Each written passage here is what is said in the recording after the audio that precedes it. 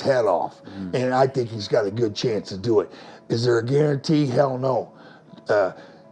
Hey, well, Jake Paul's got to make it to the ring without pissing his pants, because fighting Mike Tyson, I don't care what age, that's the scariest thing you could ever think about. And he's going to be thinking about it every day. He's got to make it there mentally. Boxing legend Mike Tyson has issued a new warning to Jake Paul on Live, leaving Paul in a state of panic and fear. Meanwhile, Hearn has taken a U-turn on his opinion of the upcoming fight. Turning? Yeah, look, I don't want to. It's difficult, because when you give, like, you know my opinion. I've given interviews about it before. But if you say anything negative, you are a hater. Hearn reflected last month on the stomping ground that he understood the event and what people wanted to see. He noted that people were interested in watching freak shows. I get the event. I know what people want to see. They want to see freak shows. And that's what it is. It's a freak show. So it will do really well. People will tune in. But it's not for everyone. You know, if you love your boxing, I don't feel, yeah, I mean, if you grew up watching Mike Tyson and he's one of your greatest fighters of all time, the last thing you want to do is see him get back in the ring at 58 years old and lose to Jake Paul. He further mentioned that the general opinion among the casual audience was that it seemed like a freak show, and they would watch it. He speculated about the content of the card, suggesting that it could potentially be a great night of boxing. Listen, no one knows the value of views better than you. So is that a slight dig? Well, that's the truth. The general consensus from the casual audience is, oh, that's a bit of a freak show, I'll watch that. If you love your boxing. But look, who knows what's going to be on the card? Maybe it's a great night of boxing. Hearn then indicated that he would make a final decision on whether to watch based on the quality of the undercard. However, Hearn's opinion may have been changed as the fight on the undercard has been announced. Jake Paul has revealed that boxing phenomenon Katie Taylor, reigning supreme in the lightweight division, is stepping into the ring to face off the formidable Amanda Serrano. Notably, Matchroom and Hearn are promoting Taylor. Mike Tyson also tweeted about this fight and said, "We have the biggest female boxing event ever on our card. I have always advocated for female boxers getting more recognition and getting paid bigger purses. So for the Taylor versus Serrano 2 fight to be on our fight card is historic." Tyson has applauded Bout, saying he thinks it would increase the number of people watching his fight with Paul. In a recent statement, Tyson said, "Katie Taylor and Amanda Serrano are 2 of the best boxers in the world. I know they can both put on an incredible show, and I'm thrilled to have them join this card." He further commented that these exceptional athletes would enhance the event due to their worldwide appeal and strong fan bases.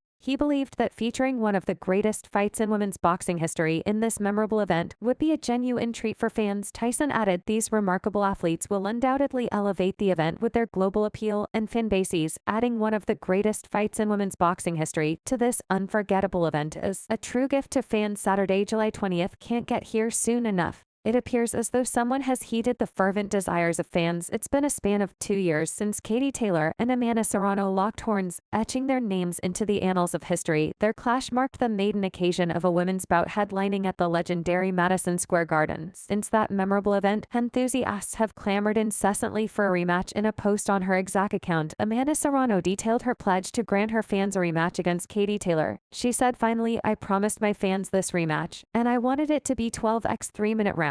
But Katie wanted 10x2. She's the champ, so that is what we will do. I believe I won our first fight, but I didn't get the decision this time. I'm not leaving it to the judges. No more sweet Serrano war mentality activated." Thank you, Jordan, Nikisa, Jake, Mike, and Netflix for making the biggest women's boxing event ever. See you soon. Katie, she envisioned a 12-round clash, with each round spanning 3 intense minutes. Yet the Irish boxing sensation stood firm, preferring to adhere to the conventional 10-round format, each round lasting a brisk 2 minutes. Responding to Taylor's insistence, Serrano pointed out that given the championship title on the line, they ultimately yielded to the preferences of the reigning light welterweight champion. The upcoming bout will determine the undisputed super lightweight champion, as Taylor risks all her super lightweight titles in the rematch. Taylor recently said, "This is the rematch the world has wanted to see, and I'm delighted that it's finally happening." The first fight in New York was obviously an epic occasion, and it more than lived up to the billing, and I'm sure the rematch will be no different. On the other hand, Ariel Helwani laid out the details. Katie Taylor versus Amanda Serrano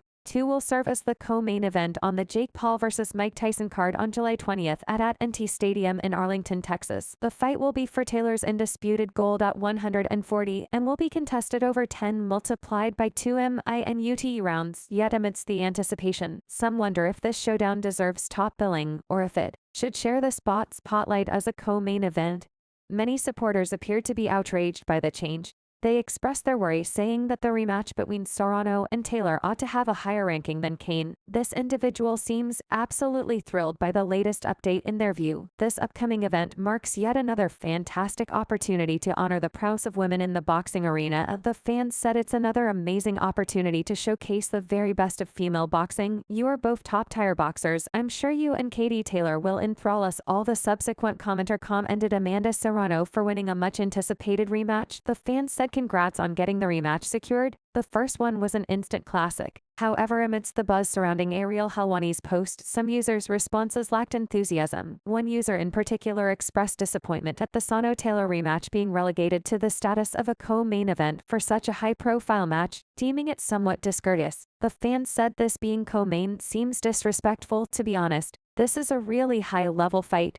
This follower also pointed out that the Serrano-Taylor bout has stronger foundations than the Mike Tyson-Jake Paul showcase. They consider the matchup between the two winners in 2022 to be spectacular. The fans said, "Bro, this is better than the main event." The first fight between these two was elite, expressing a similar viewpoint. Another user emphasized that true aficionados of boxing would eagerly anticipate the showdown between Amanda Serrano and Ty Taylor. They argued that the excitement generated by this matchup surpasses anything Jake Paul has ever accomplished inside the squared circle. This fan expressed real fans should be way more excited for this fight than anything Jake Paul's ever done. Coming back to the Paul vs. Tyson fight, Tommy Fury has publicly humiliated Jake for accepting a match against Tyson. The significant age gap of 30 years between the two contenders has sparked varied reactions to the proposed fight. Lennox Lewis and Tyson Fury have both voiced their support for the upcoming fight. However, Tyson Fury's younger brother made it clear that he sees the bout as lacking genuine legitimacy, expressing his disdain for the spectacle ahead. He recently told the media, "I don't want to give a prediction on that it is a 60-year-old man getting in the ring with a 26-year-old man as he distances himself from the affair. It is disgraceful at the end of the day. If you are a good man, you don't want to fight a legend like that." Now, referring to recent footage of Tyson training, the British commentator also shrugged off recent speculations from onlookers that the retired veteran Iron Mike could regain his former power as he readies himself to confront Paul. He asserted what he was is not what he is now. These 10-second clips on the internet for a minute look great, but anyone can do that. Tommy Fury commented that the fight would be tough, emphasizing that even after 60 seconds, the impact would be significant. He expressed his belief that Jake Paul couldn't defeat him, and suggested that Paul might be choosing to face a 60-year-old Tyson because of it.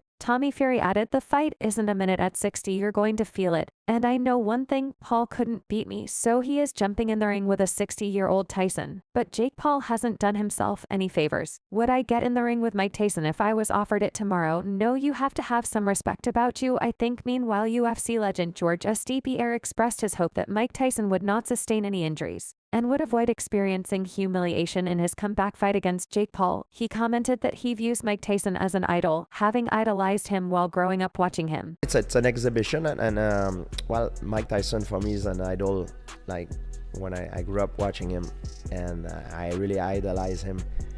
I just hope he doesn't get hurt and he doesn't get humiliated. I hope things will go well, and no matter what happens, I hope they're gonna both come back. And they're both gonna look good, you know, from... Up until he got a call, UFC CEO Dana White felt the same way about the fight at first. He voiced some reservations and chastised Paul for taking on the previous world champion. However, the 54-year-old had a change of heart after speaking with Tyson's spouse. White said, "I love Mike Tyson, and I'm not a fan of anybody fighting at our age. But he's a grown man, obviously, and he's going to do what he's going to do. At least, I know. I talked to his wife a couple of days ago, and he's taking it seriously, and he's training for it. And you know, we'll see how it plays out." In addition, Mark Coleman has commented on the Tyson vs. Paul fight. In a recent interview with Ariel Helwani on the MMA Hour, Coleman appears to have given his backing to the bout. The 59-year-old, renowned as the first ever UFC heavyweight title holder, expressed his support for Tyson.